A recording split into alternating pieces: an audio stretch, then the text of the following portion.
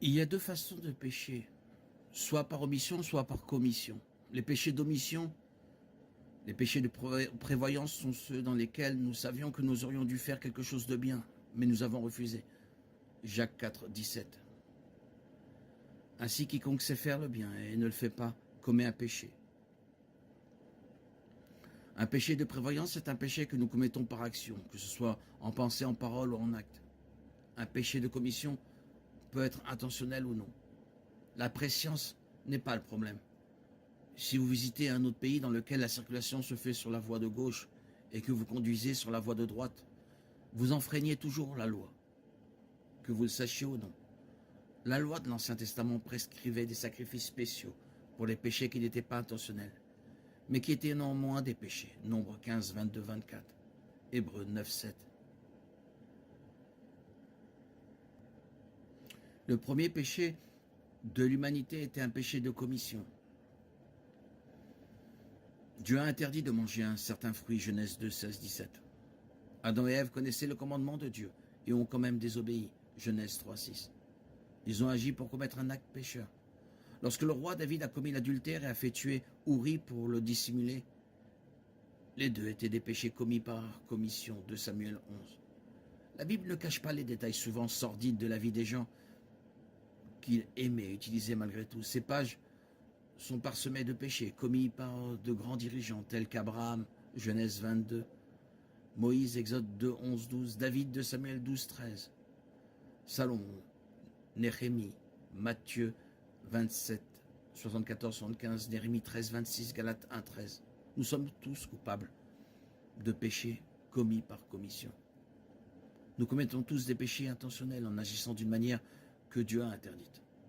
Nous commettons également des péchés involontaires dans notre ignorance des normes de Dieu. Acte 3, 17. Notre nature pécheresse nous empêche d'être en communion avec Dieu. Nous pouvons peut-être limiter le nombre de péchés que nous commettons ouvertement, mais nous ne pouvons pas purifier notre cœur. Jésus a dit que ce qui sort de la bouche vient du cœur, et c'est ce qui souille l'homme.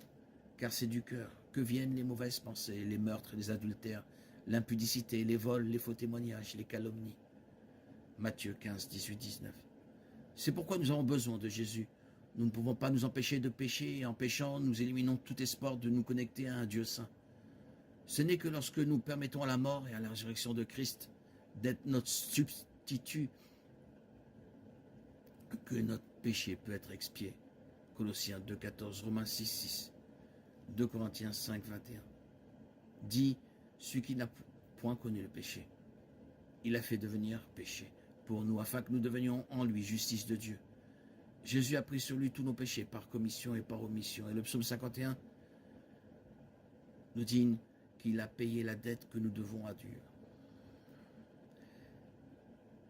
C'est la prière que David a écrite après avoir été confronté à son propre péché. Il avait commis un grand péché, il y aurait des conséquences.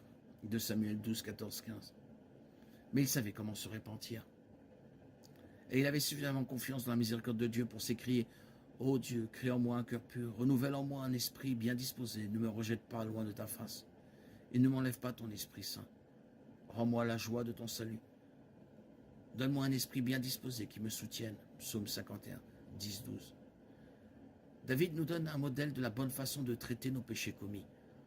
Lorsque nous reconnaissons notre péché contre Dieu, nous pouvons nous tourner vers lui, reconnaître ce péché et demander sa purification. Nous pouvons faire confiance à la puissance du sang versé de Jésus. Dieu promet de nous rétablir dans la communion et de nous fortifier pour vivre d'une manière qui lui plaise. Philippiens 4, 13. Je peux tout par celui qui me fortifie.